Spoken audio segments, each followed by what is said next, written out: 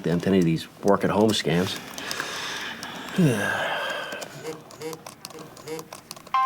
UC phone? Hold on. Caller ID says unknown. It's her. Yeah, trace that call. Hello? Hi there, Brenda. Oh, hello, dear. Hey, listen, I was thinking that you really shouldn't come all the way to Fort Worth, especially carrying all that cash on you. We're concerned about our liability because our insurance wouldn't cover it if anything happened to you. Oh, I just don't trust those wire services, dear. My father tried to wire money to my Uncle Benjamin once when he was having twin girls. And he tried to wire it to Tulsa, Oklahoma. But it went to another Benjamin in Kansas City. They didn't even have the same last name. Kansas City is nowhere near Tulsa. Oh, yeah, no, I know where Tulsa is, Brenda. Hey, listen, my partner and I, we're going to be in your area. We're going to be looking at some land that we're considering. Why don't you at least let us meet you halfway there? Just to save you some trouble. Oh, it's no problem, dear, to drive to Fort Worth. I have a half-sister in Irving, and I've been dying to see her miniatures collection. No, Brenda, really, I insist. Listen, Friday, let's meet at, we're gonna be at, you know what, why don't we meet at Alamogordo? Do you know where Alamogordo is? Oh, certainly, dear. Everyone knows where Alamogordo is. That's where they tested the first atomic bombs in the 1940s. It was part of the Manhattan Project. It's a funny name, actually, as it was here in New Mexico and nowhere near New York. Wow, that was really fascinating, Brenda. Well, listen, okay, Friday it is. I'll call you on your cell phone when we get there, like right around lunchtime. Of course, I'll bring you a receipt. All right, well, listen, Friday it is. I gotta go, Brenda, okay? All right, bye-bye. Harmless. We'll meet her in the middle of nowhere, in and out, 10 minutes, we're done.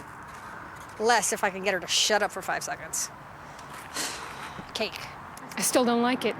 What if she's a cop? I swear, you must think I'm mental. Listen, I'll go in there and I'll talk to her. You wait out in the car. If something smells funny, we'll walk. You can't tie us to the phone calls or the checks. Thank you. Did you get it? Yep. It's the same signature as the phone used to call the other victims. I'd like to see their lawyer explain that one. We're still going to need them to show up for the transfer in order to pick them up. I mean, by the time they do this trace, they could be 100 miles from here. It's no problem. Pick them up on Friday. Aren't you kind of forgetting something? What? They're expecting a 63-year-old named Brenda.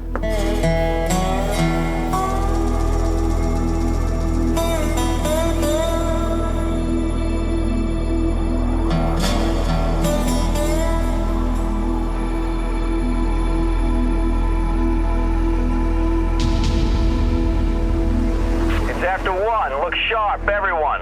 Possible suspect vehicle, white Ford Mustang, late model. We couldn't make the tags off the ATM photo. Location 2, clear. Niece, they called you again? No, it's been 45 minutes. She said they were running late. They'll be here.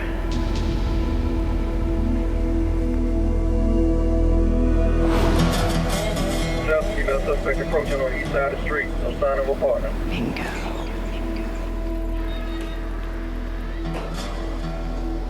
Becky, dear. Brenda, I wasn't sure that was you.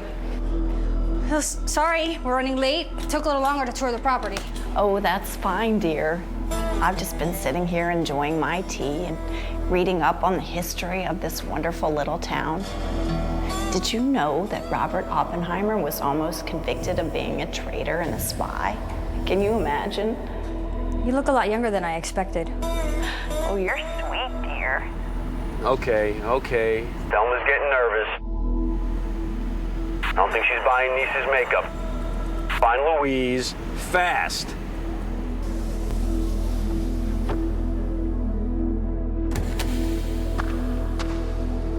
I got her. She's parked just down from the war wagon. White Mustang in that alley. I'm on the line. Watch my back. Everyone else cover niece. Wait for my signal. I have the money right here. I put it in this bag. I didn't want to attract attention, you know. It's under my needlepoint. No, that's okay, Granny. You keep it.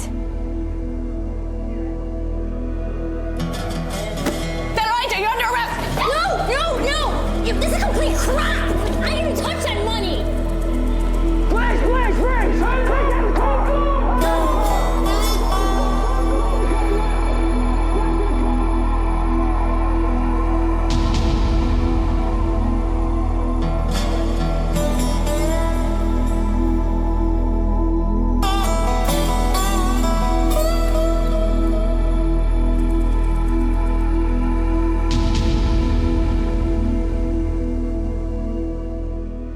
Clear the door, folks. Please clear the door.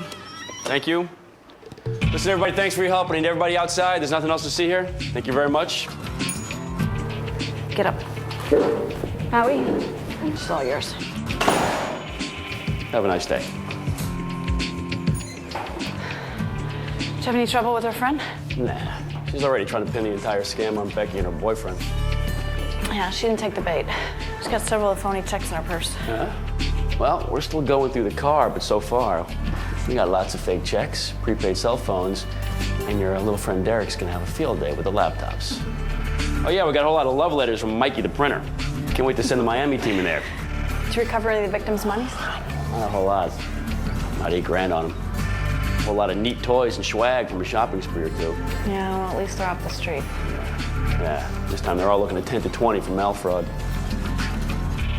You know, I gotta tell you, you look ridiculous. Told you weren't gonna pass for 63. What's the matter with you?